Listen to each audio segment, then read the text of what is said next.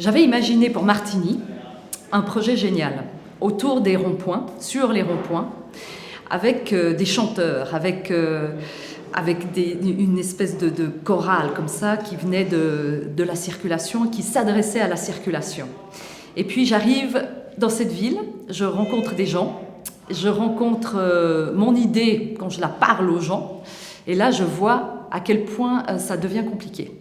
Le principe de réalité de la ville de Martigny, c'est tout d'abord des autorités, mais au-dessus des autorités, il y a une personne dont on ne doit pas dire le nom, ou dont on a beaucoup parlé en tout cas, qui a encore une super autorité ici, et le projet s'est heurté à cette autorité-là.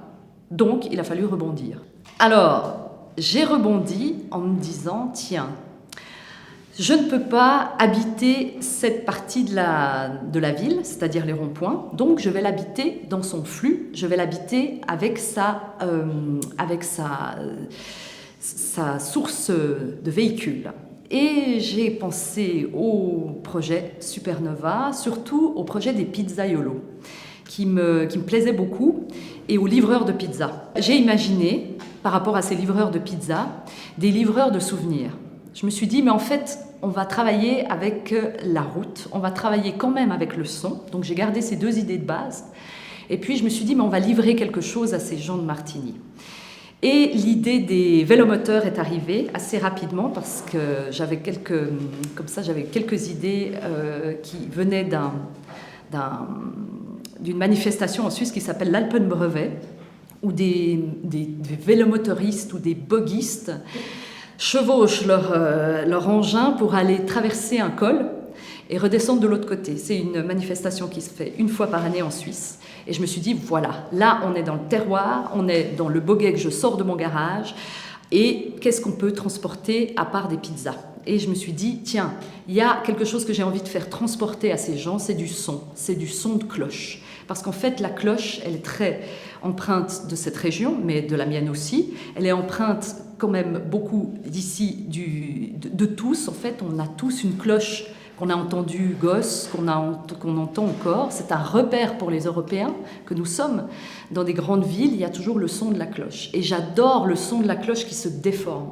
Quand on passe à côté en voiture et qui fait waouh, waouh, waouh, waouh, comme ça.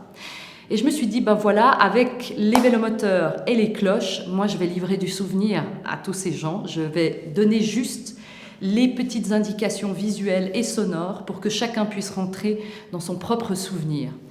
Et au-delà de ça, c'est aussi la parade qui m'intéressait. C'est d'aller dans la circulation avec au moins 20 boguets et d'embêter un petit peu cette circulation, de la stopper, enfin de la ralentir. On ne va pas la stopper, mais on va la ralentir pour donner aussi, comme à la base de l'autre projet, une chose à entendre et à voir de la part même des spectateurs automobilistes. C'est-à-dire que voilà, comme ça va se ralentir, ils seront obligés de nous voir, de nous écouter.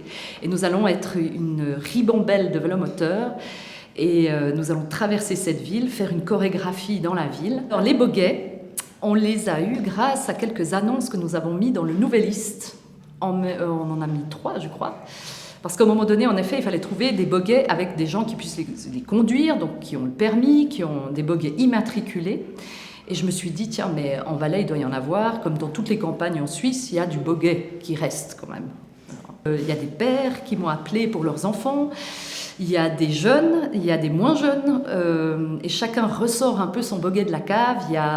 Il y a 2 personnes qui vont arriver de Sierre avec des vrais vieux boguets qu'ils ont gardés en effet dans les caves. Ils vont devoir les rebidouiller un petit peu. Ils sont encore immatriculés, donc c'est une vraie rencontre comme ça de tous ces gens qui ne viendraient certainement pas à Martigny en boguet dans la vie courante et où ce projet crée vraiment un prétexte pour eux et puis pour moi aussi d'ailleurs, de les rencontrer, de défiler, de venir dans un lieu d'art aussi, parce que ça c'est pas forcément des gens qui viennent régulièrement voir des choses dans les galeries ou les musées et qui participent à l'art avec moi et avec lesquels on va faire vraiment cette belle performance.